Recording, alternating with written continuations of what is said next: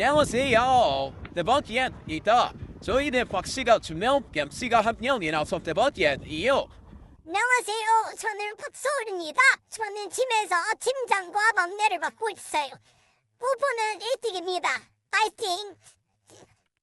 안녕하세요. 저는 경자과 학년의 재학주인 양재훈이고요. 팀에서는 반밥을 맡고 있습니다. 목사는 풍성자원부산 만점 받고 싶습니다. 감사합니다. 안녕하세요. 저는 어른음악과 4학년의 재학생인 박승원이라고 합니다. 저는 팀에서 분위기 메이커를 맡고 있고 이번이 마지막 4학년 토론제인 만큼 1등 하고 싶습니다. 감사합니다. 대박 이야마 대박 이양 투표해 주세요. 투표로도 1등 하고 싶어요. 감사해요요. 오시마 파티 오시나. 입론 시작하겠습니다. 우선 저희 찬성 측은 토론 주제에서 언급된 맞대응을 미국을 대상으로 하는 직접적인 조치로 정의하겠습니다. 저희는 대한민국이 미국의 일방적 보호무역 조치에 전략적 맞대응함으로써 향후 협상력을 극대화해야 한다고 주장합니다. 그 근거는 다음과 같습니다. 첫째, 맞대응은 협상력 확보의 필수 수단입니다. 2018년 미국의 철강 알루미늄 관세 당시 EU는 즉각적인 보복 관세를 부과했습니다. 당시 EU는 유럽산 위스키, 청바지 등 상징적 소비재의 관세를 매겨 미국 의회의 정치적 부담을 직접 자극했고 결과적으로 미국은 유럽과의 협상을 재개하며 관세를 유예 조정했습니다. 이처럼 보복은 협상 테이블을 복원하고 상대국의 양보를 이끌어내는 합리적인 수단입니다. WTO 연구에 따르면 보복 조치는 협상 균형을 회복하는 제도적 장치로 기능합니다. 또한 IMF의 최신 연구에서는 미국의 보호무역 조치에 대해 직간접적 조치를 함께 활용할 때 미국이 가장 큰 타격을 받는다고 합니다. 따라서 저희는 한국도 미국의 일방적 보호무역 조치에 대해 직간접적 조치를 병행해 협상력을 극대화해야 한다고 주장합니다. 둘째, 미국의 일방적 보호무역 조치는 자국 내 정치적 이해관계에 의해 더 크게 결정되는 경향이 있기에 한국의 맞대응이 실질적인 압박 수단으로 작용할 수 있습니다. 이코노미스트 조사에 따르면 트럼프 행정부 부임 이후 인플레이션 부문 순 지지율은 30%포인트 가까이 하락했습니다.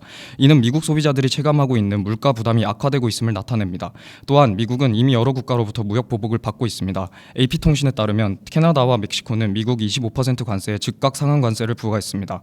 결국 미국은 외부와 내부 모두로부터 압박받는 구조에 놓여 있고 이런 환경에서 한국의 맞대응은 실질적인 협상력을 동시에 확보할 수 있는 전략입니다. 대한민국의 맞대응은 첫째, 협상력을 확보하는 수단이고 둘째, 미국의 정치 경제 구조를 활용해 실질적인 압박 효과를 낼 수 있는 전략적 선택입니다. 따라서 저희 찬성 측은 대한민국이 미국의 일방적 보호무역 조치에 대해 직접적 맞대응을 해야 한다고 주장합니다. 반대측 입론 시작하도록 하겠습니다. 글로벌 통상 환경의 불확실성이 커지는 현재 미국의 보호무역 조치에 감정적으로 맞대응하기보다는 국익을 지키는 전략적인 접근이 필요합니다. 저희는 다음 3가지 근거를 들어 맞대응에 부정합니다. 첫째, 맞대응은 경제적 손실을 초래합니다. 미국과의 통상 분쟁은 단순한 관세 문제가 아니라 양국 경제 전체를 흔드는 치킨 게임이 될 수 있습니다. 캐나다의 보복 관세로 인해 트럼프 행정부는 철강, 알루미늄, 자동차 등에 이어 USMCA에 부합하지 않는 품목에 대한 관세를 35%로 인상했습니다. 이로 인해 캐나다 내 일자리 감소와 투자 위축이 이어졌으며 2분기 경제 성장률은 마이너스를 기록했습니다. 한미 무역 의존도가 불균형한 상황에서 무역 전쟁의 피해는 고스란히 한국 경제가 떠안게 될 것입니다. 둘째, 맞대응은 외교 안보 리스크를 키웁니다. 한국은 미국과 단순한 경제 파트너가 아니라 안보 동맹국입니다. 1953년 한미 상호 방위 조약을 체결한 뒤로 한국은 미국에게 안보의 상당 부분을 의존하고 있습니다. 이러한 상황에서 미국에 맞대응하며 신뢰를 잃는 것은 북한과의 대치하고 있는 한국 안보에 직접적인 위협이 되며 섣부른 맞대응은 안보 공백을 유발할 것입니다. 셋째, 미중 갈등 속에서 미국과의 협력은 산업 발전에 유리합니다. 미중 갈등은 미국의 파트너인 한국의 산업이 성장할 수 있는 기회입니다. 미국이 리튬이온 배터리의 약 65%를 중국에 의존하고 있는 상황에서 오는 11월 8일부터 중국이 배터리 수출을 통제합니다. 배터리 시장에서 중국을 제외하면 한국이 점유율 16.4%로 가장 많이 점유하고 있기 때문에 시장을 확대할 수 있습니다. 미국이 중국을 견제하면서 생기는 빈자리로 한국이 성장할 수 있는 것입니다. 이러한 이점을 활용하여 미국의 전략적 동반자 지위를 강화해야 합니다. 이상 부정특 입론 마치도록 하겠습니다. 감사합니다. 네, 반대측 자유토론 시작하도록 하겠습니다. 네, 앞서 긍정측께서는 네, 협상력 강화를 맞대응의 방안으로 말씀해 주신 것 같습니다. 하지만 저희는 맞대응의 경우에는 경제적 손실을 초래한다고 말씀드리고 싶습니다. 앞선 일론에서 저희가 말씀드렸다시피 미국과의 통상 분쟁은 필연적으로 치킨 게임을 불러오고 이에 대한 피해는 한국이 가져가게 될 것입니다. 그 대표적인 예시가 바로 미중 무역 분쟁입니다. 미국은 현재 히토류의 80%가량을 중국에게 의존하고 있음에도 중국에 대해 강력하게 무역 제재를 하고 있는 상황입니다.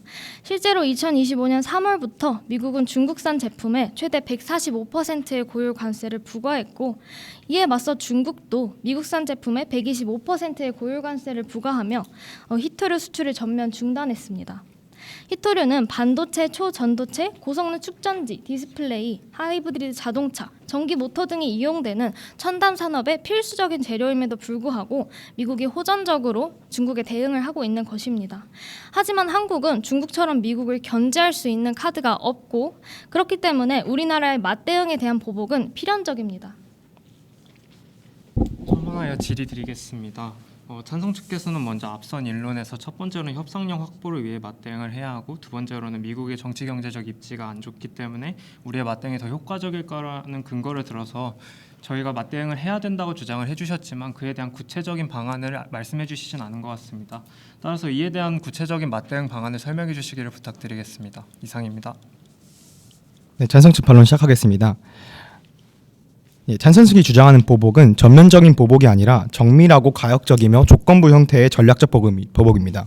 실제로 EU, 캐나다, 멕시코 모두 이런 방식으로 성공적으로 협상 출구를 만들어냈습니다. EU는 2018년 미국의 철강, 알루미늄 관세에 정치적 민감 품목 중심의 보복 리스트를 예고 집행하며 내부 압박을 유도했고 결국 2021년 TRQ 체제 전환이라는 합의를 이끌어냈습니다.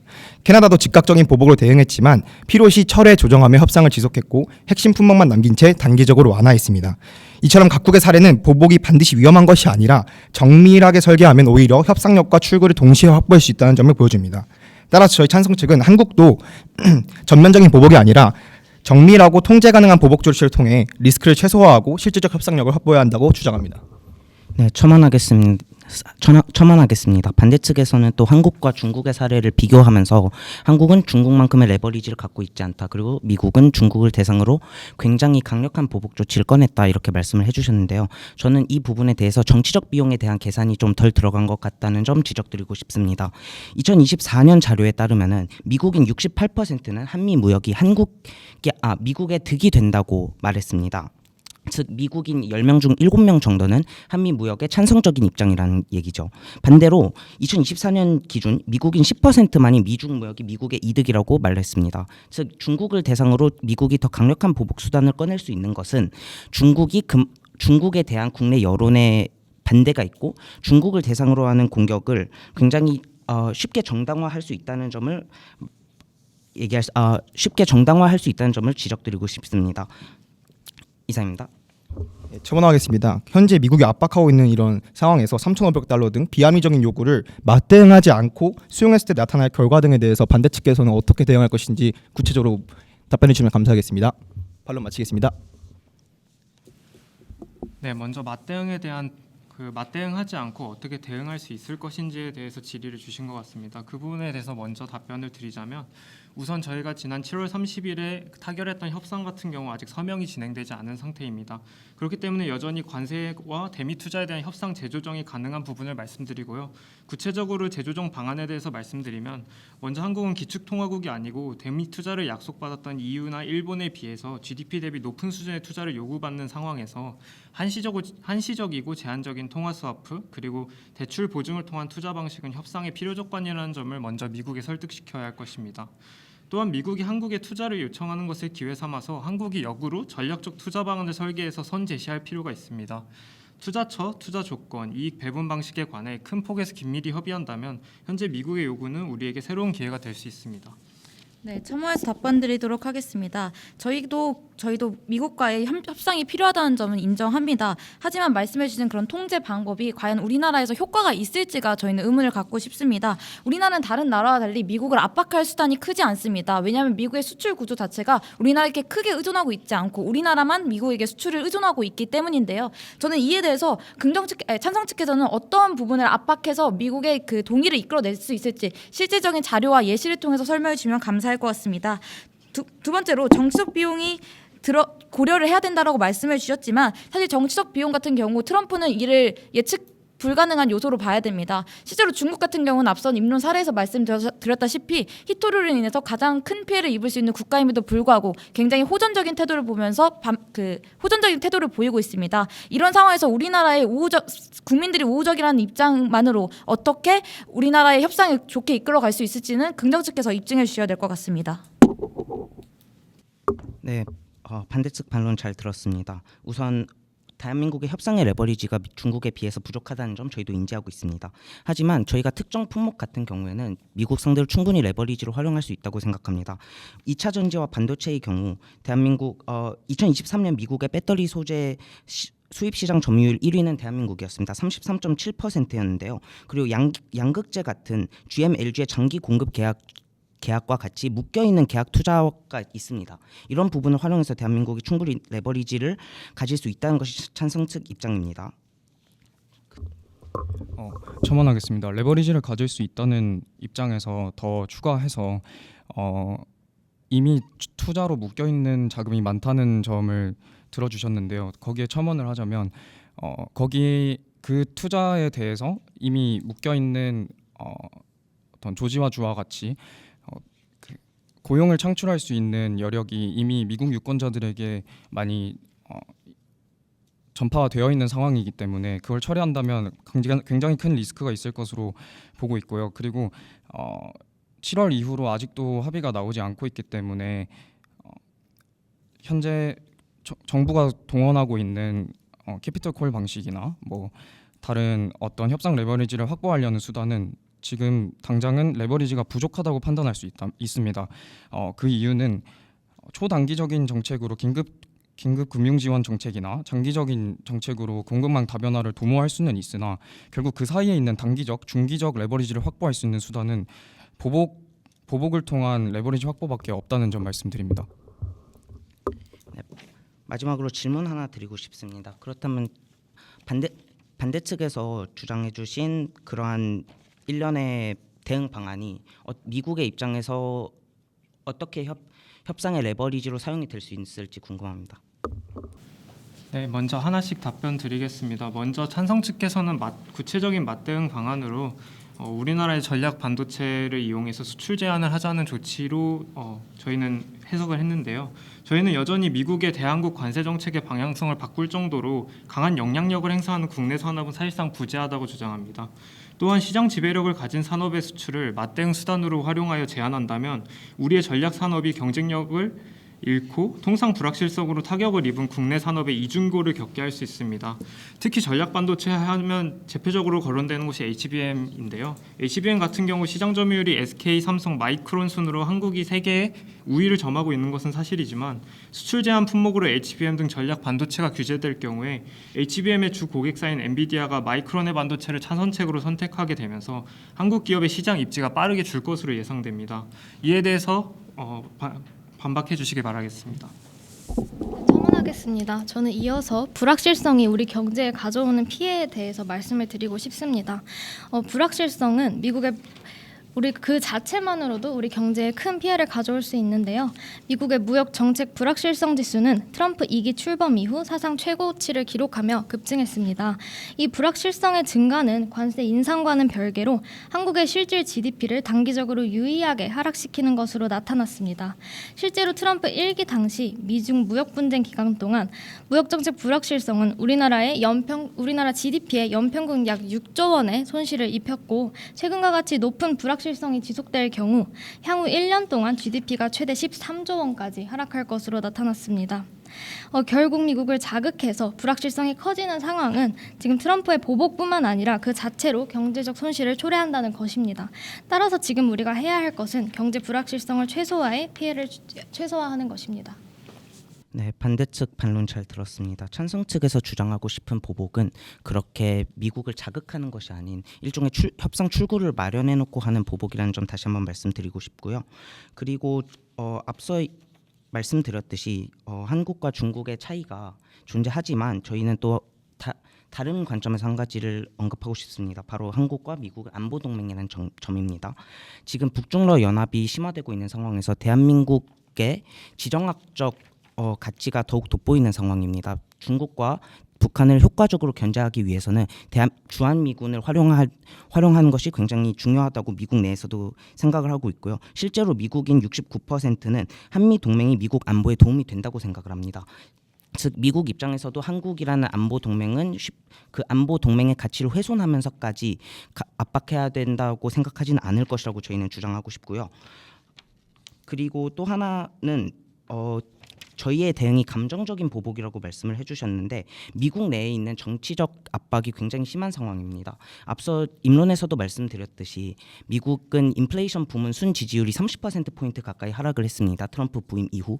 즉 미국 내에서 소비자 물가에 대한 불만도가 심화되고 있다고 저희는 주장을 하고 있고요. 이런 점에서 미국이 과거의 사례, 인플레이션에 대해서 어떻게 조치를 취했는가를 저희가 고려를 해보면은 미국은 인플레이션에 굉장히 민감합니다. 2974년 국제 유가 상승했던 사례도 그렇고요. 2002년 철강 관세 철회와 같은 사례에서 볼 수 있듯이 미국은 국내 인플레이션에 즉각적으로 대응하는 추세가 있었고요. 트럼프 정부 행정부 또한 내년 4월에 있을 중간 선거를 대비하여서 그런 점에 있어서 최대한 국민들의 이해를 바라고 그러겠지만 저희의 생각은 이러한 일방적 보호무역 조치가 장기화되기는 어렵다는 입장입니다. 네, 답변 드리도록 하겠습니다. 먼저 안보 동맹이 있기 때문에 미국이 함부로 우리나라를 경제적으로 제재할 수 없다는 점을 말씀해 주신 것 같습니다. 하지만 안보에 있어서 더 중요하게 중심을 둬야 되는 건 바로 우리나라입니다. 안보 관계에서 미국과 우리나라의 피로도를 동일하게 보기는 어렵기 때문인데요.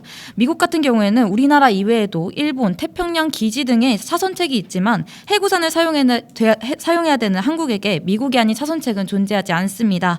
이를 가장 잘 알고 있는 것은 바로 미국입니다. 트럼프는 주한미군 기지 부지를 직접 소유하고 싶다는 발언과 전략적 유연성에 대한 발언을 한 적이 있습니다. 이런 상황에서 지금 현재 우리나라 협상은 안보에 대한 얘기를 제외하고 굉장히 잘 된 편입니다. 그럼에도 불구하고 맞대응을 통해서 미국 도발을 통해서 이런 안보 문제를 다시 협상 문제, 경제 문제에서 테이블로 꺼내오게 된다면 우리나라는 안보에게도 큰 위협이 될 수 있다는 점을 저희는 짚어드리고 싶습니다.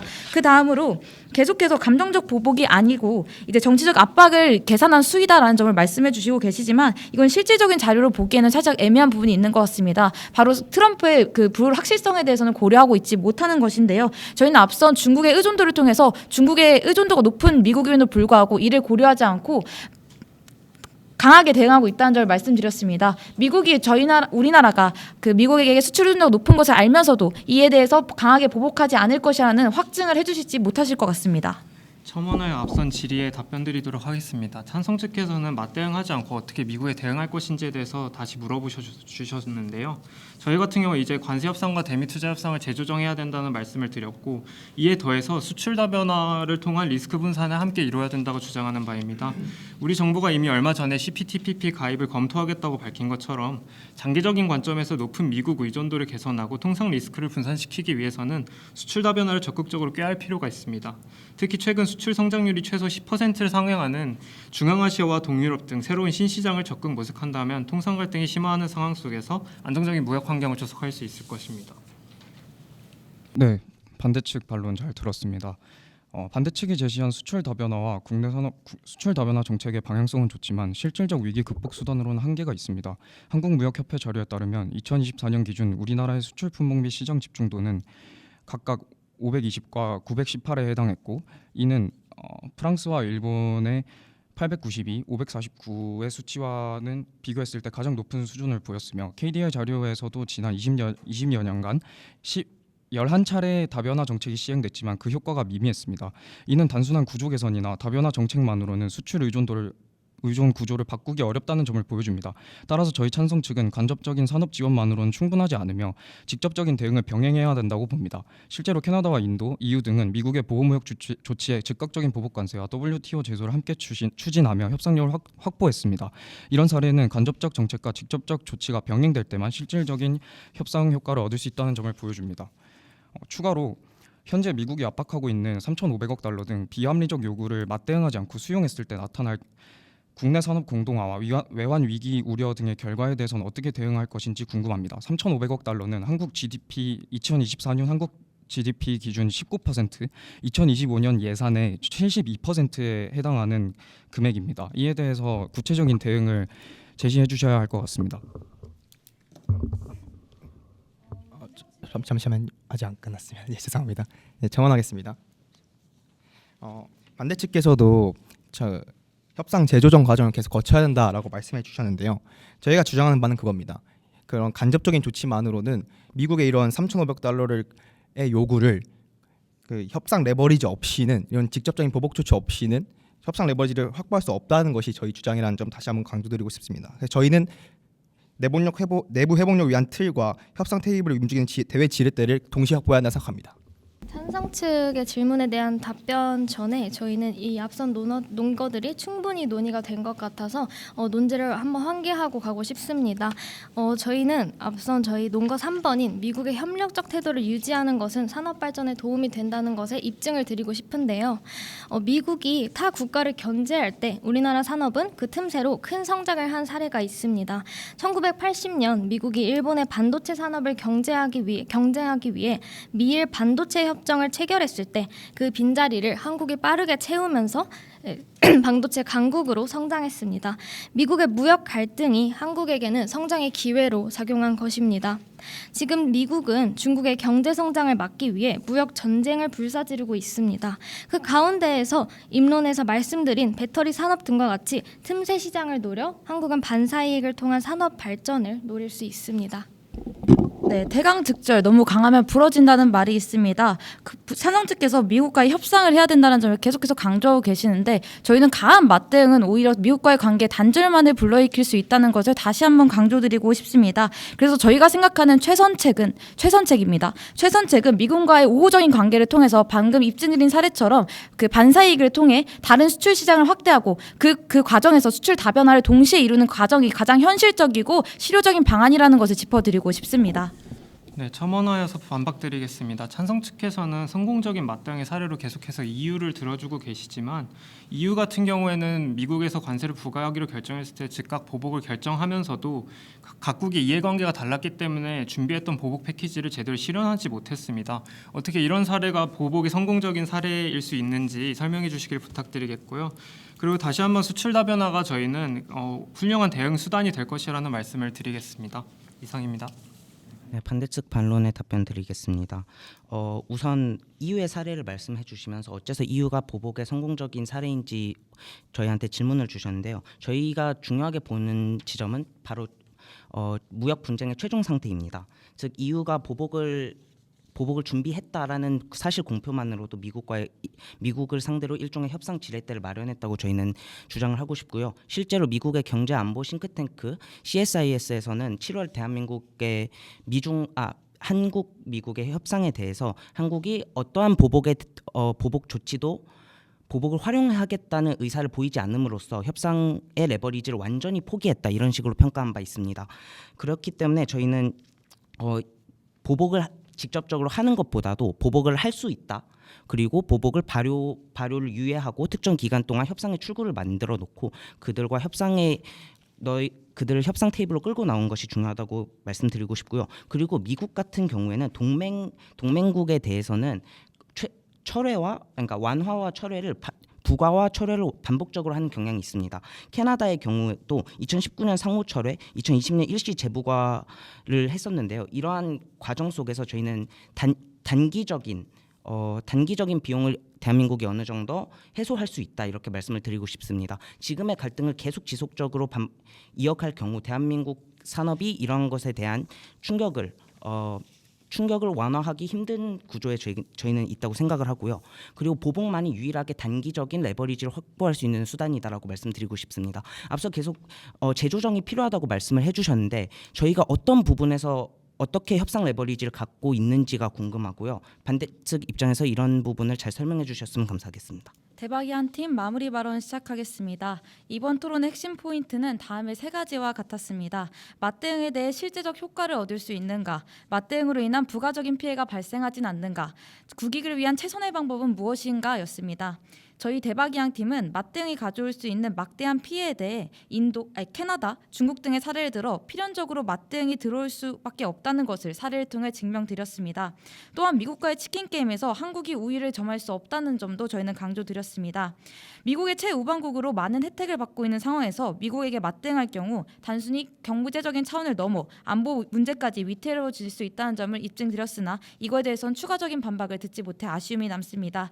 또 미중 무역전쟁 상황에서 성장 가능성이 높은 국내 산업들을 말씀해 드리면서 미국과 우호적인 관계를 베이스로 국내 산업을 부흥시킬 수 있다는 점도 저희는 강조드린 것 같습니다. 다만 찬성 측께서는 미국이 맞대응할 수 있다는 것에 대해서 다소 낙관적인 태도로 바라봐 주셨지만 현실적인 한국의 수출 구조를 따진다면 미국의 맞대응은 한국 산업의 위기로 이어질 거라는 것은 저희는 자유토론에서 충분히 말씀드린 것 같습니다. 찬성 측께서 제시한 맞대응 방안이 보복이 아니라 실제로 한국의 이익을 증진시킬 수 있다는 추측이 아닌 실증적인 근거를 최종 발언에서라도 말씀해 주시면 감사하겠습니다. 또한 말씀해 주신 EU 같은 사례 같은 경우 2018년의 사례이고 현재 EU는 미국에게 보복 갈등에 있어서 패하는 점을 다시 한번 짚어드리고 싶습니다. 지금까지 한미 관계를 고려해봤을 때 미국과의 관계를 최선으로 유지한 채 한국의 이익을 추구하는 것이 최선의 이익입니다. 미국은 여전히 한국 안보의 핵심 동맹국이며 주요 무역 거래 국가입니다. 이런 상황에서 맞대응은 일시적인 통쾌함은 줄 수 있지만 그 대가로 치를 경제적 타격과 안보 리스크는 너무나도 큰 상황입니다. 따라서 미국과의 협상을 통해 작금의 경제안보 위기를 넘고 새로운 기회를 모색하는 것이 국익에 가장 부합하는 일일 것입니다. 마무리 발언 마치겠습니다. 찬성 측 맺은말 시작하겠습니다. 저희는 오늘 미국의 일방적 보호무역 조치에 맞대응해야 하는가에 대해 미국을 향한 직접적인 조치로서 전략적이고 정밀하며 조건부 맞대응을 해야 한다는 주장을 전개했습니다. 협상 레버리지는 전면적인 보복이 아니라 앞서 얘기했듯 보복하고 예고하고 리스트를 발표하는 등 혹은 발효 유예를 통해서든 그런 조치에서 나온다고 생각했습니다. 우리가 미국에 갖고 있는 핵심 품목들에 대해 단계적으로 보복 조치를 취하는 것은 추후 미국과의 협상에서 우리에게 유리한 협상 구도를 만들어내는 가장 결정적인 장치입니다. 오늘 반대 측께서는 반도체 핵심 품목을 수출 제한하는 것이 우리 찬성 측의 방안이라고 얘기해 주셨는데요. 그 부분이 아니라 곧바로 수출 제한을 하자는 것이 아니라 보복 예고, 리스트 공표만으로도 효과를 볼 수 있다는 것을 저희는 다시 한번 강조하고 싶습니다. 둘째, 최선의 공격은 동시에 최선의 방어입니다. 앞서 저희는 보복이 가지는 여러 이론적 효과들을 언급했고 EU와 멕시코, 캐나다 등의 경험적 사례를 통해서도 그 효과를 확인했습니다. 수출 다변화와 같은 방안은 모두 외부 레버리지로 발현되기에는 시간이 오래 걸리는 중장기적인 대응 방안입니다. 앞서 말씀드렸듯 간접적인 조치는 직접적인 조치와 병행했을 때 협상의 레버리지를 가장 많이 가져올 수 있습니다. 결국 찬성 측에서 강조드리고 싶은 것은 맞대응은 합리적이고 제도화된 집행수단이라는 사실입니다. 오늘 반대 측은 계속해서 맞대응은 감정적 대응이라고 강조했습니다. 맞대응이 자칫 비용과 불확실성을 키울 수 있다는 우려 저희도 충분히 이해합니다. 하지만 저희는 전략적 맞대응만이 미국 내 정치 경제 비용 부담을 높여서 실질적 협상 레버리지를 확보할 수 있는 유일한 수단이라고 생각합니다. 존경하는 심사위원 여러분, 국민의 삶과 경제 안보를 지키는 전략적 지혜를 선택해 주십시오. 감사합니다.